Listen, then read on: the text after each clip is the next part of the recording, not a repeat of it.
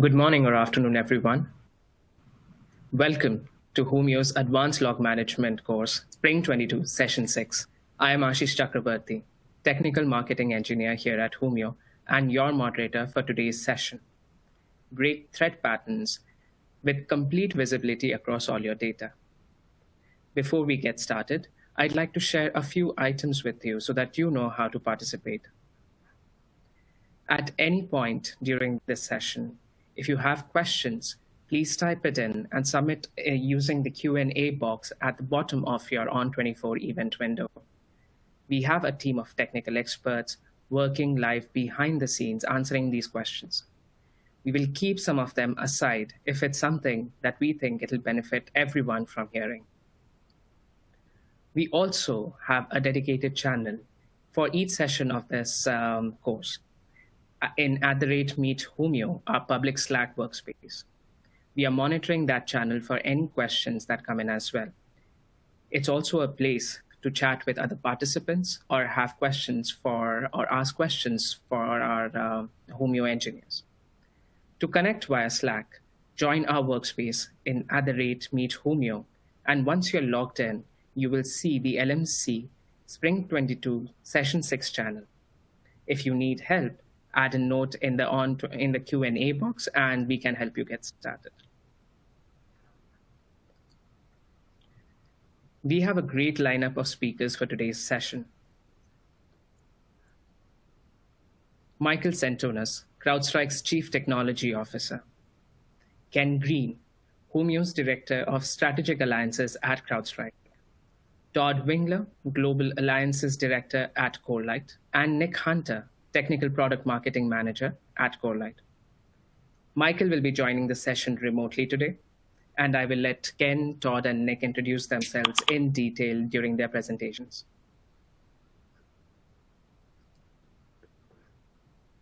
As a reminder, in Session 5, we covered the following. We gained insights on working with Falcon data, along with other data sources, for more effective threat hunting, increased ops tempo, and more effective endpoint telemetry usage.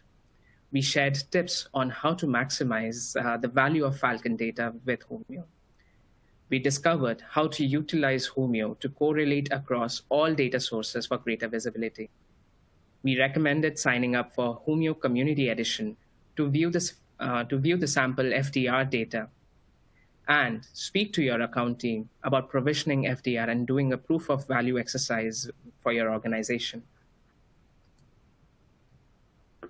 For today's agenda, we will cover the principles of threat hunting, review steps to set up for a successful investigation, understand the value of endpoint and network data in hunting. We will introduce Zeek and Corelight and demonstrate examples of some threat hunting scenarios. And lastly, showcase how to get started with Corelight and Humio.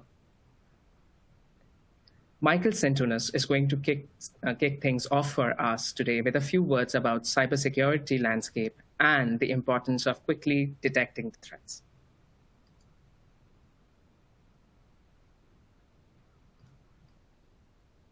Welcome back to the Humio Advanced Log Management course. My name is Mike Centonas, Chief Technology Officer here at CrowdStrike. Great to have everybody back. And if you are new to the course, welcome for those joining us for the first time. This is Session 6. This is the last session in this series. I hope you found the content valuable and came away with some great new insights on observability through to scalability and how to implement systems to drive resilience. Again, I'd like to take a quick moment to thank our partners and all of our customers that have been involved in the course. We greatly appreciate each and every one of you and all of your contribution to the program. In this session today, you're going to hear from Todd Wingler, Global Senior Director of Alliances for Corelight, and Ken Green, Strategic Alliances Director for Humio. And this session is all about threat hunting, which is an essential tool in any defense team's arsenal. We're going to cover the importance of complete observability and being able to truly log everything at scale to ensure that you have all the data that you need to quickly get to the root cause of a security incident. Now, why are we talking about this? What's one of the key themes here? It's really talking about time. As we see attackers getting more and more sophisticated, they are getting a lot faster, and the time it takes for organizations to respond, unfortunately, the stats are telling us that it's taking a lot longer. That is the time taken from an initial compromise when an attacker first gets in. You need to be able to reduce that time.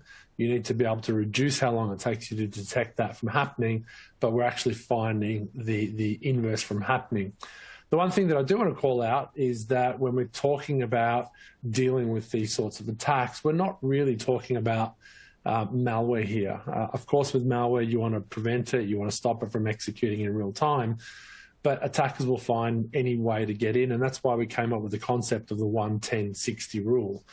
We use that as a guide for what's needed to keep pace with the attackers. We use this as a metric that we recommend organizations should be working towards. It talks to 1 minute to observe and detect an attack, 10 minutes to investigate and understand it, and 60 minutes to remediate and stop the issue. They're tough targets. I understand that. You might be looking at that thinking that's incredibly difficult. It's making sure that everything that you do gets you closer to 1-10-60, not further away from it. So super important target capabilities that organizations need to have in place to meet the challenge and ultimately to stop breaches. That concept is just so critically important. This is a different way of looking at that problem. And I kind of touched on it on the previous slide. Attackers are going to look for any opportunity to carry out their ultimate goal. And they're going to constantly probe and test defenses. You need to be prepared. You need to be doing the same thing. You need to make sure that you're dedicating time to understand your environment and what's happening in it. And you need to understand the tradecraft that adversaries are actually using. As I said, the reason why we're talking about the 1-10-60, the reason why we're talking about these issues, attackers are looking for different ways to get in, whether it's misconfiguration, whether it's the use of stolen credentials, vulnerabilities that just keep getting worse and worse and worse. Every 0-day Tuesday, as I affectionately call it, you need to be looking for every sign of attack, and it's critically important to be doing this in a proactive way.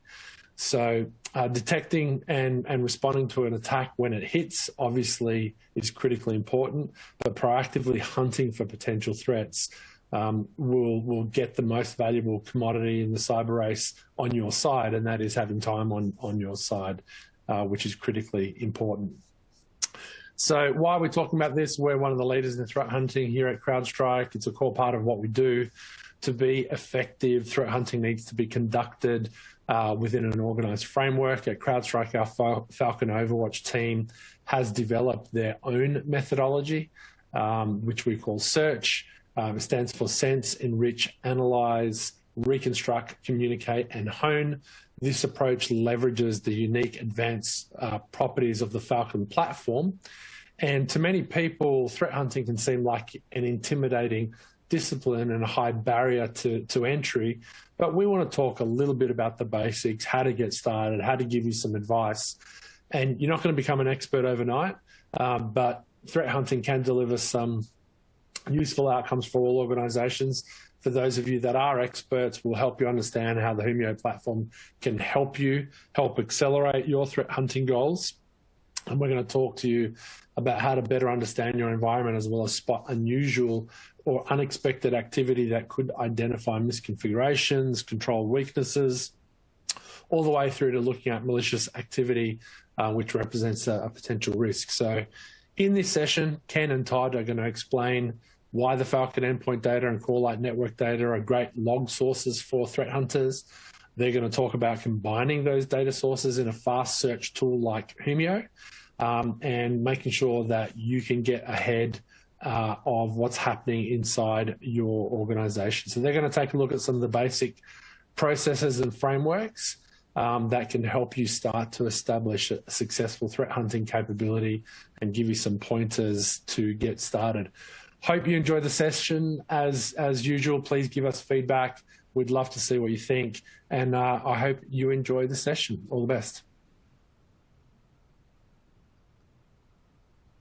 I will now pass it on to Ken Green. Great, thanks, Ashish. Ken Green here. Let's get started and kind of dive straight in here. So I want to just take a couple of moments to get everybody on the same page with really confirming what we mean by threat hunting.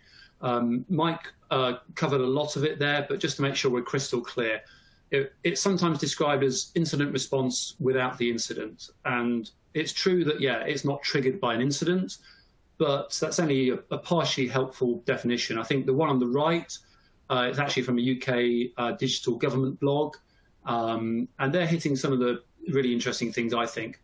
The key things being it's proactive, so you're choosing to do this proactively. You're not waiting for something to happen. You're not waiting for an incident or an issue. It's iterative, and that's really important, and that's why it has to be a human-centric activity. It has to be human-led because humans are great at adapting and iterating on things. And it really should be looking at threats which are in your network but have evaded existing security controls. I'll talk a little bit later about how sometimes you find things which really shouldn't have evaded existing controls, and that is useful. But the idea with threat hunting is to go looking for the things which have already got past your prevention controls and your detection controls, and this is almost your last chance of finding them before the attacker does. Now, if we kind of compare and contrast threat hunting with detection rules, because everybody understands detection rules, and for a lot of customers, it's where they spend nearly all or sometimes all of their time in terms of looking at their SIM or their log management platform and trying to introduce rules there to catch the known bad stuff. So the target for detection rule is known bad. You have to understand the threat that's facing you, how it's going to manifest in your environment, how it's going to show up in the logs, and write a carefully crafted engineering rule in your detection platform to detect that.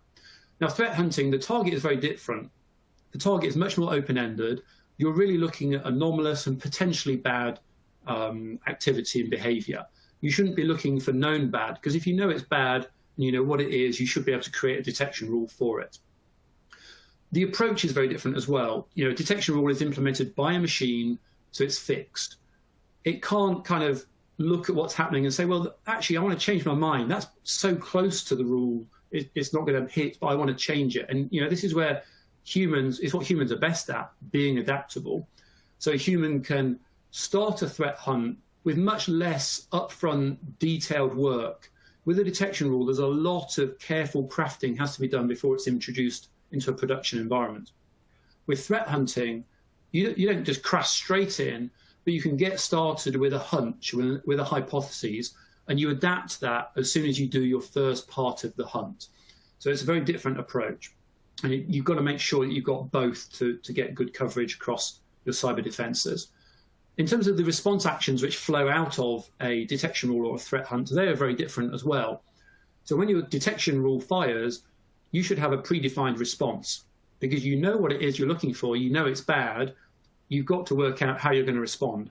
Whether that's an automated playbook in a SOAR platform or whether it's a known predefined response which is human-led doesn't really matter, but it has to be a predefined and it has to be done in real time and very quickly. This is the fire drill. And this is why these are expensive, because you need, even with an automated playbook, you need a human to oversee that. You need a human to make the critical calls around how to contain and move this forward. And those SOC resources are scarce. So it's costly to use those in that way. The response from a threat hunt is much, much less fixed. So it's very context dependent.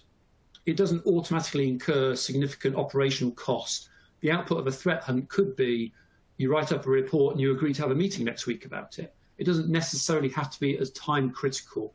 And it can often involve collaboration across the environment because you're finding things which are potentially malicious. There's much more work that has to go into finding out really what should be done about it. And the accuracy requirements are very different because of those downstream actions that flow from an incident when a detection rule fires. You have to have very, very low false positives.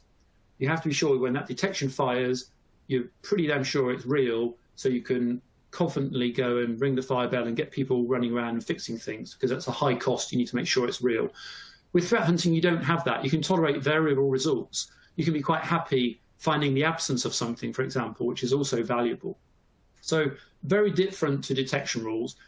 And when we put threat hunting in the context of this is the SANS sliding scale of cybersecurity, it's interesting to see where it kind of shows up. You know, most organizations, you typically start your journey on the left and work towards the right, yeah? So initially, you're looking at understanding your architecture so you can do effective vulnerability management. You're then looking at some passive controls, prevention controls, so you can reduce your vulnerabilities.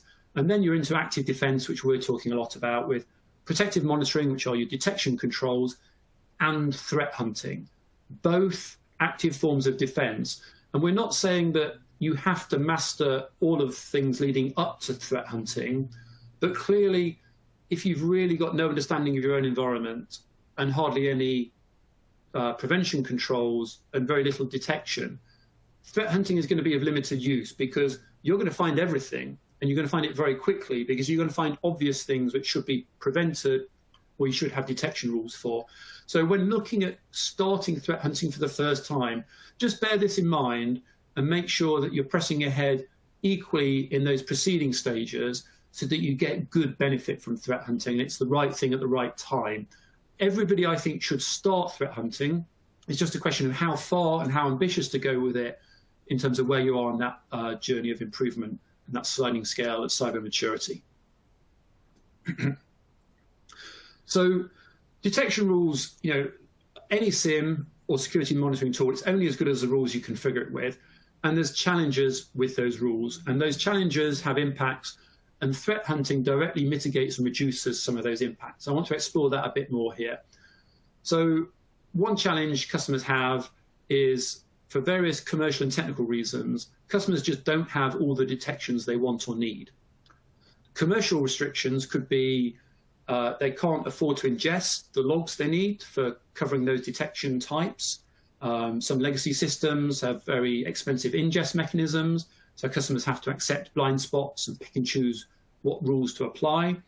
Sometimes technical constraints could mean customers can't actually have the detections running, because introducing more and more detections on some systems can cause the whole thing to run slowly. So people have to carefully ration, particularly live detections and searches, which will look at incoming data in real time.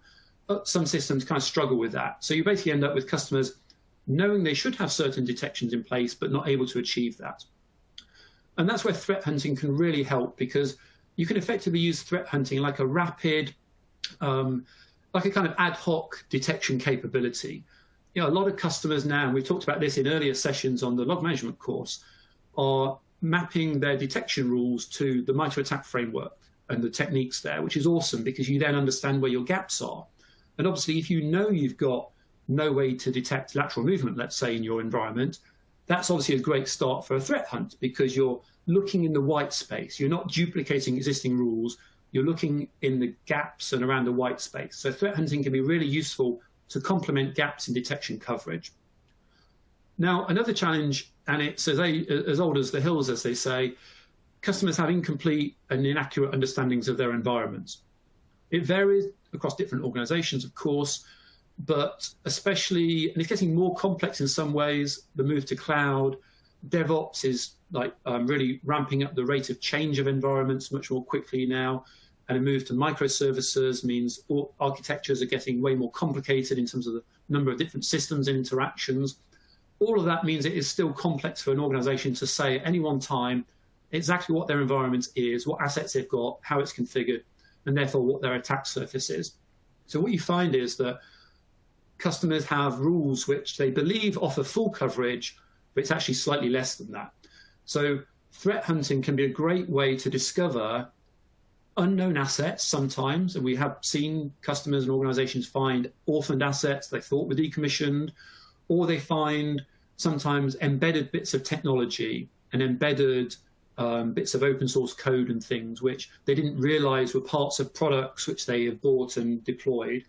So threat hunting can be really good at finding unknown attack surfaces, which obviously if they're unknown, they're not going to be monitored. And that's a really important thing to do. As Mike said earlier, do that and find that before the adversary does, because if the adversary lands there, then it's going to be a long time before you find them. They can have a long dwell time because you're not monitoring it. So threat hunting can really help there. And the other challenge, the last one I'm going to cover, is because you're tuning down false positives to such a low rate because it's such a high cost of response, you can sometimes see that a true positive can leak through. And where attackers are trying to go low and slow under the radar to go underneath those thresholds that are in detection rules and prevention technology, you can sometimes miss something.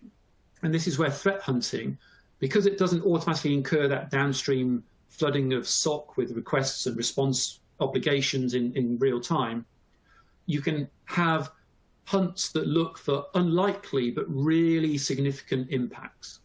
And that's difficult to do with detection rules, which fire automatically, because those high impact things typically will have a lot of false positives.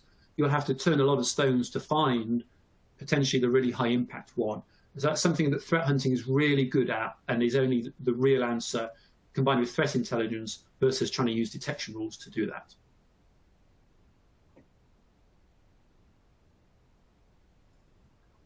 So let's just summarize some of the advantages you can gain from threat hunting.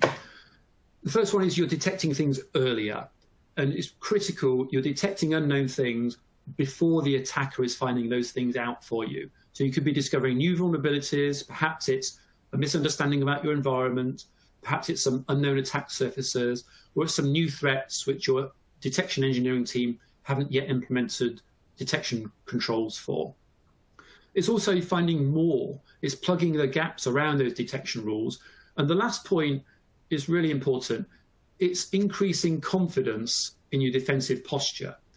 Now, it's not always increasing confidence, because obviously if you're always finding really bad stuff every time you do a threat hunt, that may be really bad for your confidence, but it's increasing your awareness. And it's much better you're aware of it and you find that out than an adversary does. But when you do a threat hunt and you find nothing, that in itself is really useful, because you can then be sure you've proved absence of a particular technique or indicator or attack in your environment. So that can be good for increasing confidence. And also threat hunting is the go-to capability to use when you find a new vulnerability, there's a new mass attack happening, and the execs want to know the immediate answer to the question of, are we exposed to this? Have we been hit with this? And having a threat hunting capability, which is in a framework, standardized, is the best way to get the quickest answer to those kind of questions and answer very confidently and fast, have you been exposed to this and what else needs to happen? So there's some key things you need to get set up for success here, certainly. You definitely need to have a framework. As Mike mentioned earlier, threat hunting isn't something which you can just say to the guys in the SOC, when you're not busy, when there's nothing in your queue, do some threat hunting. It just doesn't work like that. It needs to be organized, it needs to be documented to really be effective. And by having a system to record your results, to record your findings, your results improve over time. And it's a bit like a snowball. As you get it moving, as it grows in size, it becomes easier and easier to get incremental benefit from this. And you should be able to point to threat hunting as being the source of uncovering new attack surfaces, uncovering new threats, and detecting inaccuracies and ineffective prevention and detection controls, which is absolutely gold dust in terms of the high value things you want your SOC to be doing, because you're able to then improve those things before the adversary makes you realize you need to improve them.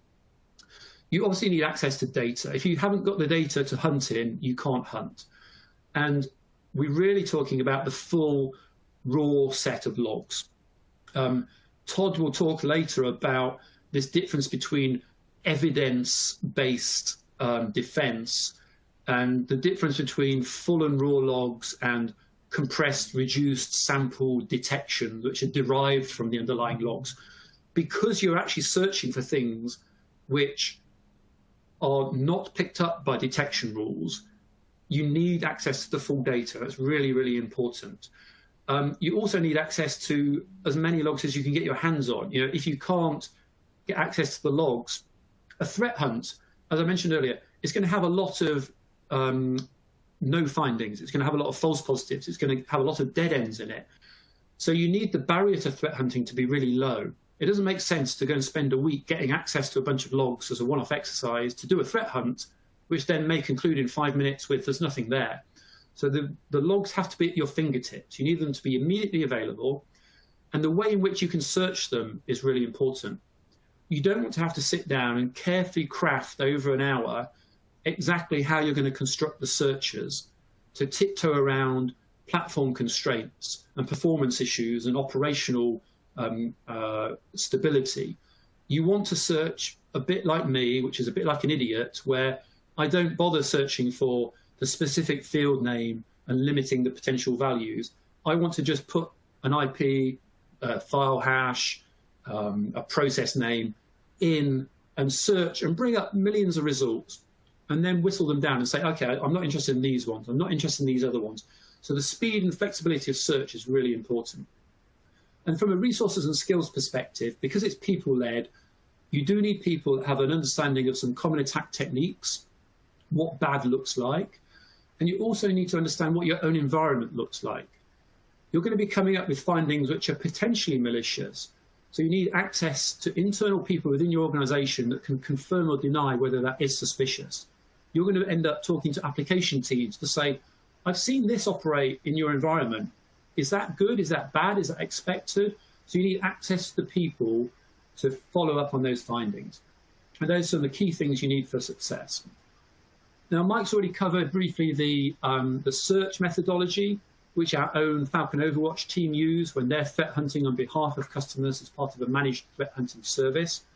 That is for the uber advanced and sophisticated experts. And I'm not going to go into it, but if you've got a fairly mature, established framework for threat hunting, and you want to improve that, and you want to see how CrowdStrike do it, there's a great document available for free online. If you just Google CrowdStrike Overwatch and search framework or methodology, it goes into quite a lot of really interesting detail about the process, the framework, and the various steps and the approach they take. And I think you'll be able to really take some good learnings from that. For others that are new to threat hunting, here's a really much more basic kind of framework, which, you know, no framework or process you can just take into your organization and it will work. You shouldn't shape your organization around this as a suggestion, but please do take this, if you're new to it, as a starting point and shape it within your environment and change it so that it works for you. And what this is really showing is that you need a hypothesis to start with. And the inspiration for that hypothesis could come from a number of different areas. Threat intelligence is a good one. You know, if you can have human readable threat intelligence report that says your kind of business and your kind of geography is under attack from these kind of adversary groups that come at you with these kind of tactics and techniques and this kind of tradecraft, it's great evidence or great start of a hypothesis to go looking for those things, of course. Also observations, and observations are a very broad term, but literally some observations are water cooler kind of chats around the office of why is that weird thing happen, or who can explain this? And we often find interesting observations that reveal a lack of understanding are a good source of threat hunting hypothesis. And because it's not ever a big enough issue to boil up to a P1 incident, it never gets resolved. And we've got through some really interesting threat hunts where we found we got to the bottom of long-standing intermittent issues as a result of this.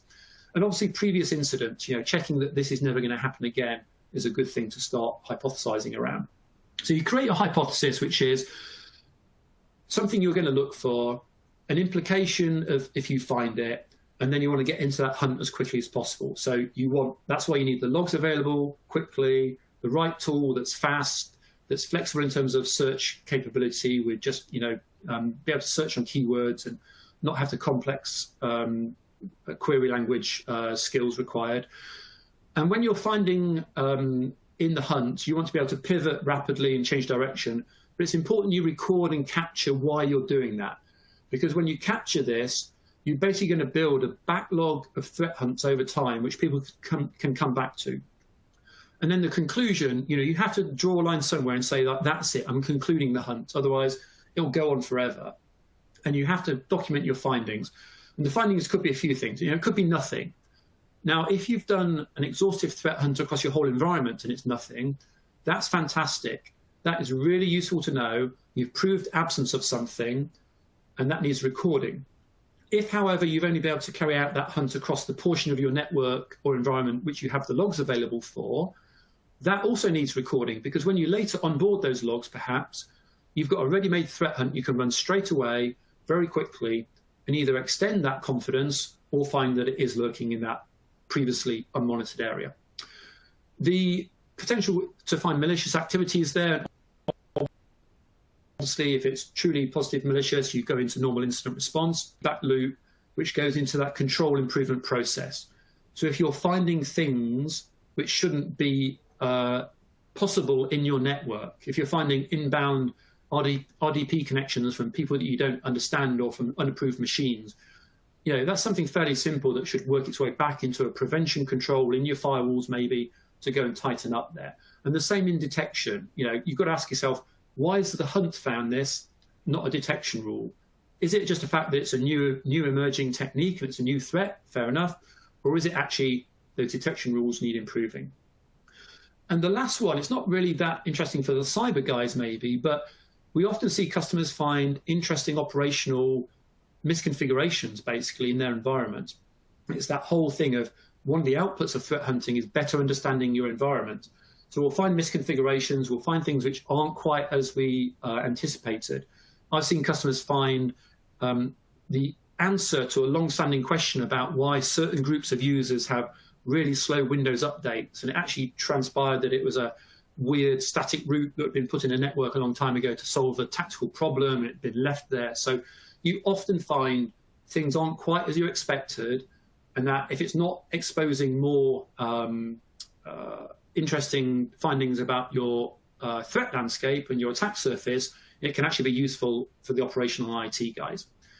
So the outputs of that are obviously revise your hypothesis, go into those incident response and control change feedback loop, and plan some IT changes. And whatever you do, make sure you document the actions, document the findings, and that goes back into a backlog of threat hunts, which people can then pick up and quickly iterate on. So that's just some ideas how to get started with a framework there. That's all from me for now. I'm now going to hand you over to Todd from Corelight. Corelight are a CrowdStrike and Humio Technology Alliance partnership that we do a lot of work with. And I'll hand over to Todd, who will take it from here. Thank you. Thanks, Ken. We know two things about cyber attackers. They are relentless and they will continue to evolve. So how do we keep up and how do we effectively threat hunt against these adversaries? At Corelight, we believe you need a data-first strategy that's built on evidence. Corelight turns network traffic and cloud activity into comprehensive and correlated evidence. When you can understand the traffic on your network fully, you'll be able to investigate faster and hunt threats like a pro. Hello, I'm Todd Wingler. I'm the Global Director of Alliances with Corelight. I have about 20 years of experience in network and cybersecurity, working with large and small organizations across all industries from higher ed, healthcare, financial services, manufacturing, and global logistics. I've dealt with the challenges of threat hunting without the right data, and I've seen amazing outcomes when the right data is available and used effectively. During my time with Deloitte in the past, I had the opportunity and pleasure to work with some of the world's best and brightest threat hunters and cyber analysts. The one thing they had in common was using a data set called Zeek, or better known as the open source project, Zeek. Corelight was founded in 2015 by those very creators of open source Zeek, with a mission to bring the power of Zeek to the enterprise and make it easily deployable, scalable, and supportable to the needs of complex enterprises. Open source Zeek was developed in 1994 by Vern Paxton and is today the world's leading platform for network security monitoring with over 10,000 deployments. The Corelight platform is an open network detection and response platform. We will describe that in further detail in the coming slides. We believe in a data-first strategy based on evidence. Most people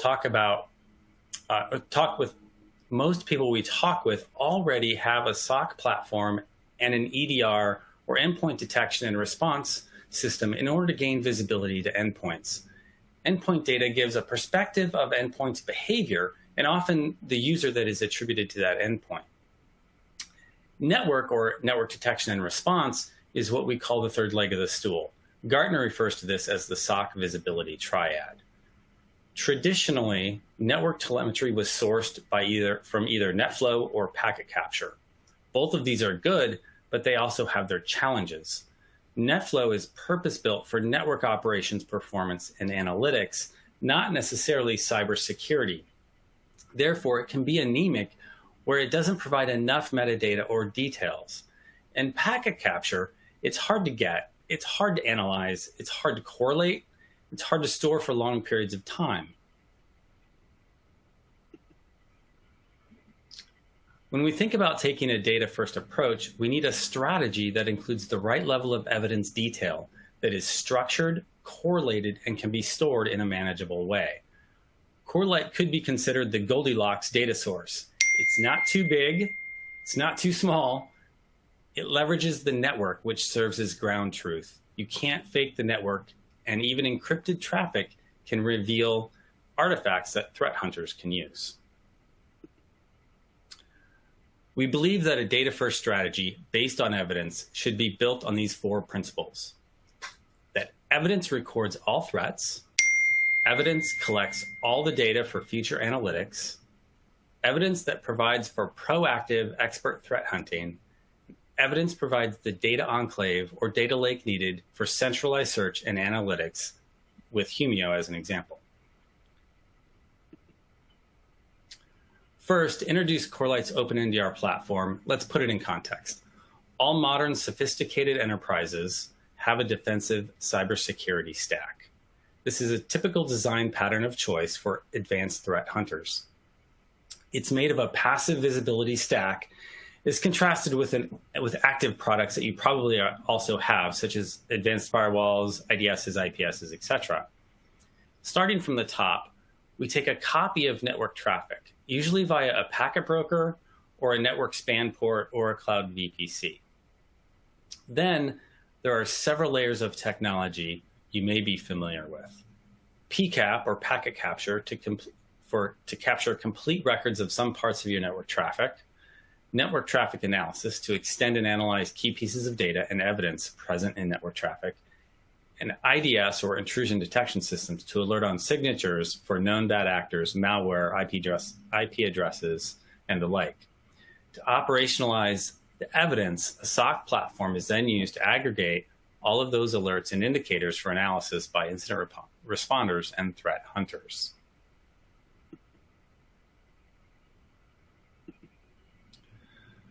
So let's look at 2 examples that underscore why evidence matters, not just alerts, but evidence. Among many notable security breaches and cyber attacks of late, 2 stand out: the nation-state Sunburst attack on the SolarWinds platform in December of 2020, and of course Log4Shell vulnerability disclosed later in December of 21. The scope and severity of these threats pose massive challenges to security teams globally, especially in the early breaking hours and days of their disclosures. SOCs scrambled to answer fundamental questions about their own risk. Were they vulnerable? Had they been compromised via these methods? And if so, to what extent? Were they presently compromised? SolarWinds disclosed that 18,000 of its customers had downloaded compromised versions of their platform. In the case of Log4Shell, the 0-day vulnerability affected virtually every organization on the planet, given that wide range of software platforms that use the affected Java logging framework. Traditional detection and prevention methods failed to identify these issues, which were ultimately uncovered by curious individuals, that is to say, threat hunters. In the case of SolarWinds attack, the elite Mandiant research team that discovered this the initial threat credited the network security monitoring capabilities of open source Zeek as playing a crucial role in the identification of that advanced threat.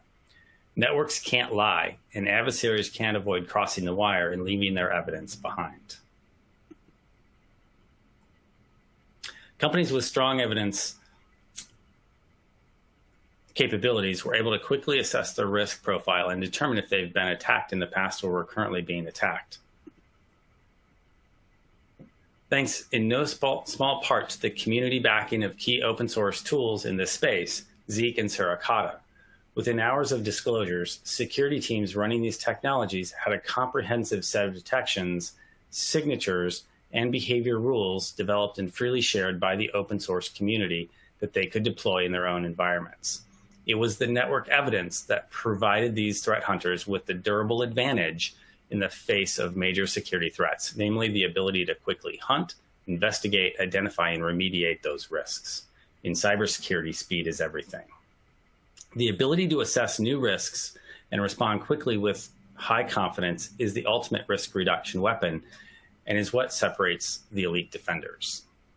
So we've touched on why NDR matters, why evidence is crucial, and our Corelight platform architecture. Let's talk about functionality. We deliver functionality that allows you to have ground truth visibility, powerful analytics, faster investigation, and expert threat hunting, which is our key topic for today. Let's take a look at how we make this work. A typical deployment looks like this. It leverages your existing ecosystem of network or cloud technologies. For example, you might have a Cisco network switch, you might have a Gigamon or a Niagara Networks or an Ixia packet capture or tap infrastructure. You can leverage those to feed your packet data into a Corelight sensor. In the case of cloud, you could use an AWS VPC configured to forward network traffic to that sensor. The Corelight Open NDR platform can be deployed across any type of infrastructure, whether it's cloud, physical, software, or virtual, and easily scale to support small home networks all the way up to 100 gig data center speeds. Zeek logs are exported via secure transport to Humio using the HTTP event collector, or also known as HEC. Within the Humio marketplace, you'll find two Corelight apps. One is the Corelight Sensor app, which provides pre-built dashboard views of Zeek logs, including a dashboard for log hunting. The other app is the Corelight Threat Hunting Guide. This app contains alerts and saved searches and is meant to accompany the Corelight Threat Hunting Guide. You can download the guide from our website, and it's an excellent review of threat hunting with Corelight data. It's specifically aligned to the MITRE ATT&CK framework. Files that are seen on the network are carved out, stored, and can be forwarded to file analysis tools for further virus and malware analysis. And selective network packets can be captured and stored for later analysis or reference. For example, you might create a rule to save all the packets that contain unknown protocols or packets that have port protocol mismatches. These PCAPs can be saved for months to years versus just days to weeks.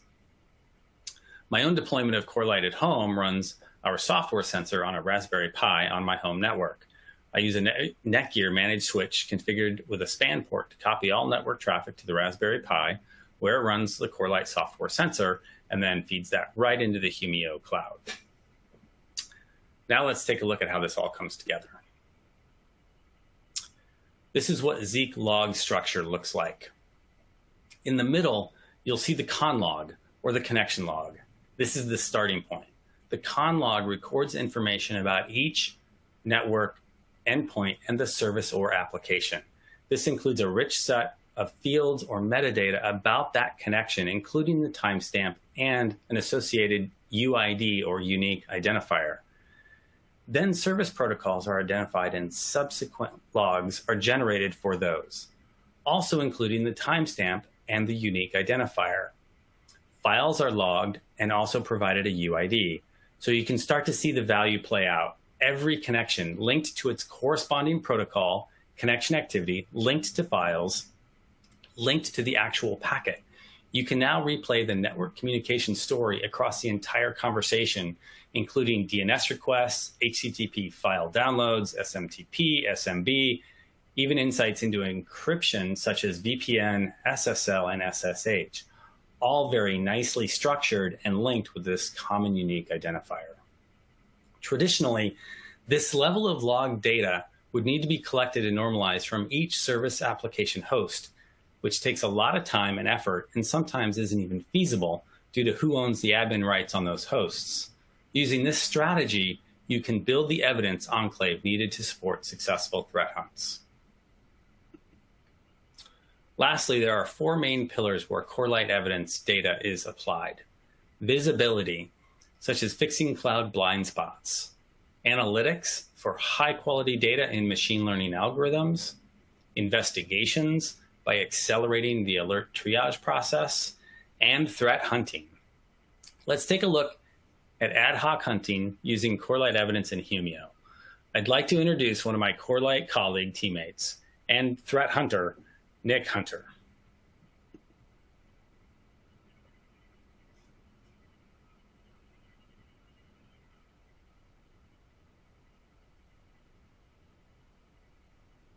I appreciate that. Good afternoon, good evening, good morning to you. This is the Humio log management platform. And these are pre-configured alerts, all within the threat hunting guide provided by Corelight. You can run any of these queries configured for you using the Zeek sensor, or some of you may know it still as Bro. So if you're familiar with those logs, we've got a lot of these queries already predefined. We also come with dashboards. So we've got sensor dashboards, and we've got some additional protocol dashboards. So let's go ahead and start the hunt with the executive overview dashboard. So if you're not a threat hunter, this dashboard provides an at-a-glance quick overview of activities taking place on the network. So I really know my network, and I know what should be here and what shouldn't be here. So identifying anomalous indicators is usually going to be pretty easy. But right now, I just don't see anything that looks suspicious. All of this really looks pretty legit. Now, we do have quite a bit of DNS records, some unknown. Let's take a look at the usernames now. Yep, they all look pretty normal. Admin's normal, but only one of them really sticks out, and that's this desktop vibe. I'm not sure that really reflects a username. It looks more like a system name. So I'm going to go ahead and click that, because it's also an RDP connection. So now we can see that the Humio query results here. You've got your fields on the left and the query results right here in the middle. Let's go ahead and click into it. What we're looking at here, this is the RDP Zeek log. Go ahead and pull that up over here on the right. And so what I'm looking for is anything out of the ordinary. Again, I know my network really well. Let's see, we have one originating IP address, 2. So both of these records contain the same originating IP address. Let's go ahead and do another query on that IP address.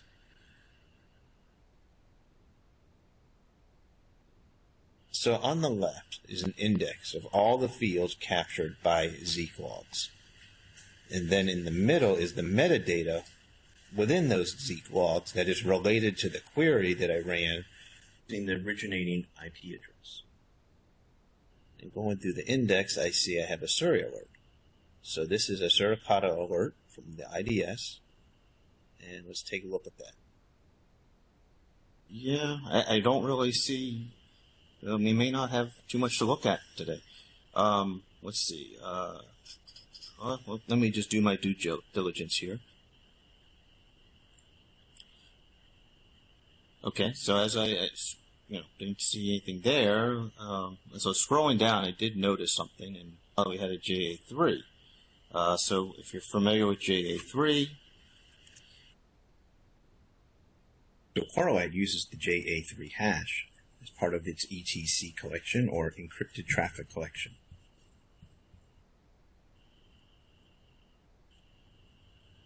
Let's see what we come back with this. Oh, wow. I actually didn't expect that. Okay. So we've got, looks like, Tor to web comms. So maybe we actually have something here. So let's go ahead and go back and let's do some little more digging. So what I'm looking for now is to find the DNS server associated with this activity. So the con log is the base Zeek log. It captures most of your basic network metadata. So this is the response IP address, and that query results in a DNS entry, okay? And this is the Suricata log, and this is the unique identifier linking the Suricata log. Now I'm going to go ahead and query that. Let's go ahead and query this UID and see what we get. And it looks like we have a significant amount of Suri alerts, 40 of them. This should be interesting. And we have a DNS server. Looks like we're getting close to patient 0. And I'm digging through, and here we go. Game over. Zeus, malware, DGA. Let's see what this is. Zeus Game Over is one of the most powerful and damaging types of financial malware in history. Find out what makes it so insidious. Oh goodness, I'm going to be here a while. Well, I better hand it back to you, Todd. Thanks everyone for joining.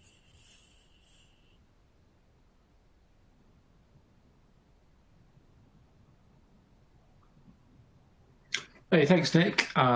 Great example use. Obviously, the number of different ways it can be used for threat hunting is almost unlimited, but that just gives you some idea of the ease of pivoting across different data sets to find suspicious things and follow that to, in that case, a real issue there. In terms of getting started, to do what Nick was doing there, there's 3 key bits you really need. One is access to Humio. We have the Humio Community Edition, which is great. It's completely free, hassle-free sign-up, no credit card or anything required. The link's here, and it's also on our website as well. That'll give you your own Humio Community Edition instance to play with on our cloud service. The next is some network logs, and Corelight have got a great program called Corelight at Home. So if you want to do as Todd has, if you've got a spare Raspberry Pi at home, I know lots of people do have spare ones, especially like me, you've bought them for the kids and they've not really taken to them, then look in those drawers, get that Raspberry Pi out, and if you follow the link there from Corelight's site, you can register and get a free version of their software which will run on your Raspberry Pi, and then you can generate the data from your home network and get that into Humio. You can then start using the threat hunting guide and the Humio Corelight packages, which are in our marketplace within our product, to start running some of those pre-formatted searches, which Nick showed at the start of the demo there, and start seeing what's going on within your home network. So in terms of the key things to kind of get started, hopefully that helps you, and please get in touch if you've got any questions or you're struggling with any of that. But if you hit up those 3 URLs and get yourself signed up for that, you'll be able to walk through and execute the same kind of searches in just the way Nick did there. Let's hope you don't have the same findings, of course. Thanks, Ashish. Back to you.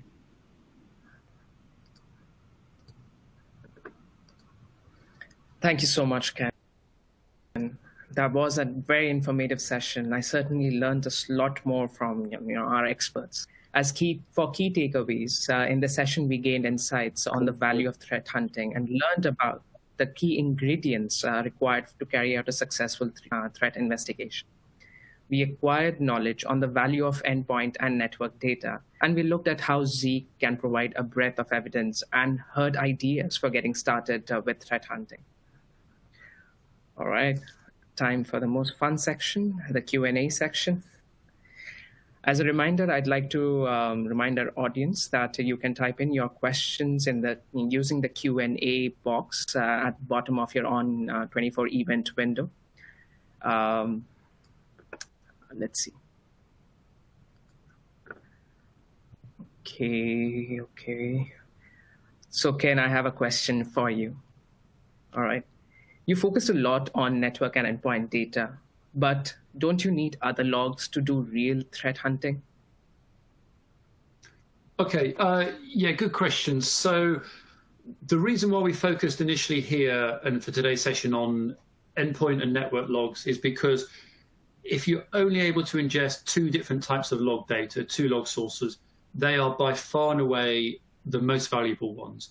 And they give different perspectives as well. So endpoint logs are very deep in terms of, because they're captured by a proprietary agent running on a machine on an endpoint, they're able to see really deeply inside what's happening on that endpoint. So you get a really deep set of data. But obviously, you only see it for the devices you've got endpoint deployed on. You'll have other bits of your network which are running IoT devices, which are running embedded Windows XP and open source things which you can't have a sensor for, maybe. So the network is a really complementary data set, because I think Todd said earlier, everything has to use the network at some point. If it's not using the network, it's not going to be doing a lot of damage for you, because it can't move beyond a single instance or single machine. So they are two of the most useful data sets for threat hunting, because they're very complementary. Everything has to use the network, and you can find things that you find in endpoint, take those artifacts, those IOCs, and search for them across the network. And you might find that some of those, why is that IoT device also talking to command and control server that you picked up and prevented on your endpoint enabled devices? So it's a way of kind of ensuring you can spread some of the protection and the advantages you get from endpoint across your environment where endpoint isn't possible. And likewise, the network can give you clues about how things came to be on the endpoint, because it's quite close to the end goal on the endpoint, and stopping thing there is great, but really you want to work out how did you get to such a near miss. So, being able to track things as they move through the network is great. Having said that, the more logs you ingest, and Humio's battle cry here is, ingest everything to answer anything and find everything. The more you ingest, yes, the more threat hunt scenarios you're able to execute, and the better understanding of your environment is. If you're going to start anywhere, though, endpoint and network are a great place to start. Other next ones to think about, email gateways are great. Authentication is great. Some of the code framework stuff, and if you're doing custom apps and things, getting some of your CI/CD pipeline stuff in is also good. Ideally everything, but certainly starting there is a really good starting point. Hopefully that's answered the question. Thank you for explaining that to me or to our audiences in detail. Second question is, do you see organizations implementing these solutions in the cloud, or are they self-hosting them? Ken. Cool. So are they... So I think I understand the question right. Todd, chip in if I miss anything out from the Corelight perspective, of course. So both Humio and Corelight have got solutions which can be self-hosted or in public clouds, and from a Humio perspective offered as a SaaS service. Pretty much every organization we work with, they're still doing things in their own data center. They're still doing things that they self-host, but in AWS, Google, and Azure, but they build themselves in those environments. And they're consuming public cloud services and SaaS. And nearly every large organization is using multiple public cloud providers.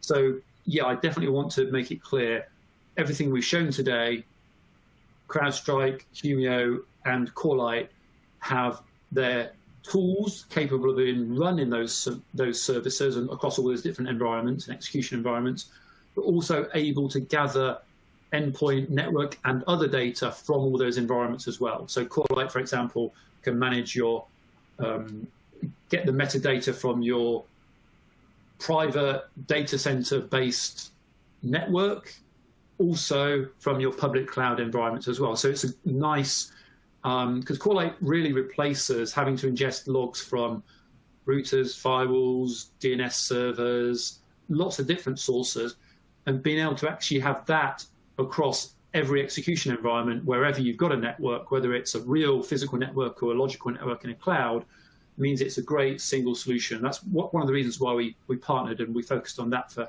today's webinar, because it allows us to cover off a lot of capabilities, a lot of the attack surface with just one technology. Wow. Thank you. Todd, did you want to add anything to that? I think Ken did a really nice job covering that. I mean, from a Corelight perspective, you can deploy the sensor platform across all of those infrastructures, whether it's on-prem, in the cloud, and in different operating models, whether you want to self-manage it, you want to self-host it, you want to co-host it, or you want to have a full SaaS-based offering. All right. Well, you're almost at time. I'll quickly go ahead and... So as a reminder, if you haven't signed up for the Humio Community Edition yet, sign up today at no cost to leverage the power of streaming data ingestion to achieve instant visibility across distributed systems. You can start ingesting 16 gigabytes per day, 7-day retention with ongoing access and no trial period. Plus, if you attended all 6 sessions of log management course, you are eligible for an increased ingestion of 32 gigabytes per day for 7 days starting March 17, the last day of this course. We also have a few prizes for people that attended all 6 Advanced Log Management Spring 22 sessions live. We will send the link to select your Humio swag in the post-event email and notify the winners of the Oculus Quest 2 VR headsets. With that, I'll conclude the workshop by thanking each and every one of you for attending and joining with us and spending your time with us. I'll remind one last time to add your ideas for future sessions in the LMC Spring 22 Session 6 channel on @meethumio in the On24 survey at the end of the session. We appreciate your feedback on this series as well as input for future sessions. Thank you for attending. Enjoy the rest of your day. Until next time, I'm Ashish Chakrabarti with Humio.